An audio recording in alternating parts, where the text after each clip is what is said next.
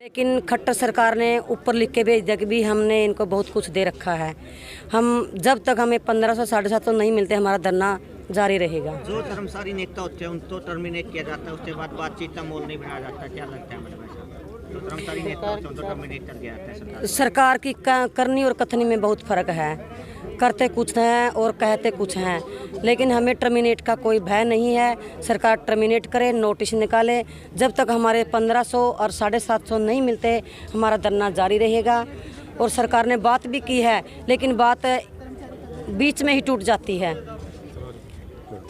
राज्य मंत्री जी, हमने उनको कलायत का विधायक बनाया, लेकिन वो कलायत की समस्या बिल्कुल भी नहीं सुनती है। और दूसरी बात है, नारा ये देते हैं कि बेटी बचाओ बेटी बढ़ाओ, और कमलेश ढांडा भी एक बेटी है। जिस हिसाब से उन्होंने अपना हक रखा, हम भी अपना हक रखना चाहते हैं।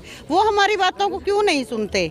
हम कुछ सरकार से नया नहीं मांग रहे। कमलेश ढांडा मंत्री है तो उन्हें हमारे पक्ष में बोलना चाहिए। वो भी एक औरत है और हम भी एक औरत हैं। मैडम, बातचीत का माहौल बना था, मंत्री के साथ बातचीत भी हुई आपकी, उसके बाद क्या नतीजा दिख रहा? उसके बाद नतीजा ये निकला है जी, जब भी बात होती है बेनतीजा। जो हमारी मांगे थी उनको ना मानते हुए न्यूज़पेपर में ये न्यूज़ दी गई कि इनकी मांगे मान ली गई हैं, लेकिन हमारी मांग थी 1500 रुपये वर्कर का और 750 रुपये हेल्पर का, जो माननीय मुख्य प्रधानमंत्री जी ने मन की बात में कही थी। लेकिन उन्होंने अब तक हरियाणा सरकार ने ये लागू नहीं किया। और माननीय सीएम साहब मनोहर लाल खट्टर जी, उन्होंने सदन के अंदर ये बात कही थी कि इनको कुशल और अर्धकुशल का दर्जा दिया जाएगा, लेकिन वो बातें उन्होंने सिरे नहीं चढ़ाई।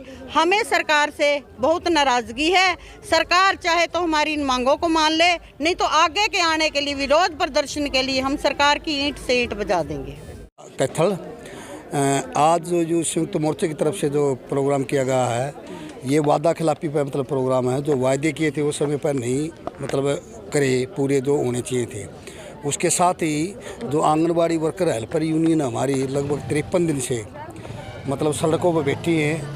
कोई नई मांग नहीं है, मांग केवल 2018 की है। प्रधानमंत्री ने खुद इनका प्रतिनिधित्व तो राष्ट्रीय स्तर का बुलाकर ने अपनी मर्जी से ही तोहफा दिया था, आज तक वो व्यवहार में लागू नहीं किया है। उसमें दो मुख्य बातें थी, कुशल अकुशल दर्जा देने के लिए जो श्रम कानून के तहत जो हिदायतें और लाभ के तौर पर आता है, और एक था अपना ये कि भाई 700-750 रुपये हेल्पर के, 1500 रुपये वर्कर के हम आपके तोहफा देते हैं, लेकिन आज तक लागू नहीं किया। उसको लड़ने के लिए आज सड़कों पर बैठी हैं। उसकी वादा तो पूरा करते रहे, उसकी बदौलत में मतलब सैकड़ों बार मुकदमे दर्ज हो गए हैं, टर्मिनेट कर दी गई हैं, बर्खास्त कर दी गई हैं, अनेक तरह की धमकियाँ दी जा रही हैं, लेकिन उससे हम डरने वाले नहीं हैं। सत्यवान जी, आपने बताया कि मांगे नहीं मानेगी, उसके बाद अगर फोटो वायरल होती है मुख्यमंत्री राज्य मंत्री कमलेश ढांडा के साथ, व्यवहारिक नहीं थी।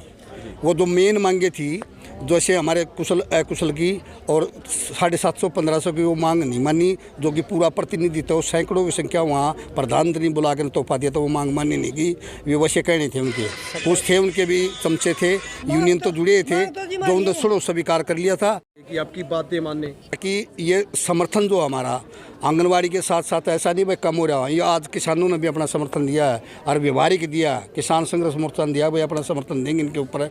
आगे तक जो भी NH1 हाईवे जाम करना पड़ो, हम जाम करके रहेंगे, इसमें कोई दौरान नहीं है। 2-3 दिन में काल आने वाली है, चाहे हमें कुछ भी करना पड़ो। दो कर्मचारी नेता उन पे ऊपर FIR दर्ज करवा दी जाती है, इस मामले में आपकी क्या प्रतिक्रिया? हाँ, करवा दी, कोई दिक्कत नहीं, हमारे पास होती है, मिटती हैं, जाती हैं, हम डरते इन बातों से। 70 डर गए हमारे तो बड़े संज्ञान धारा लगाई जाती है, 302 की, 307 की, जब भी हम घबराने वाले नहीं।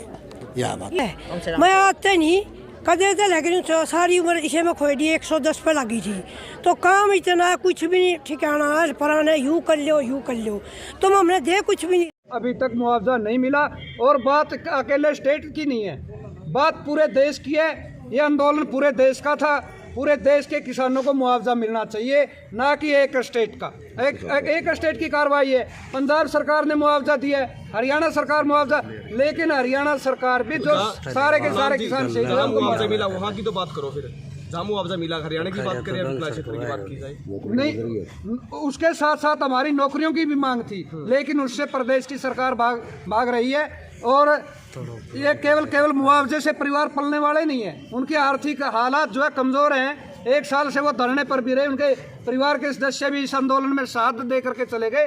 तो सरकार ने जो हमारी मांगें हमारे सामने जो मांग पत्र उन्होंने हमारे सामने दिया था भाई इन मांगों को हम मानेंगे तो उसको जल्द से जल्द पूरा किया जाए। गुरनाम जी जो एमएसपी के लिए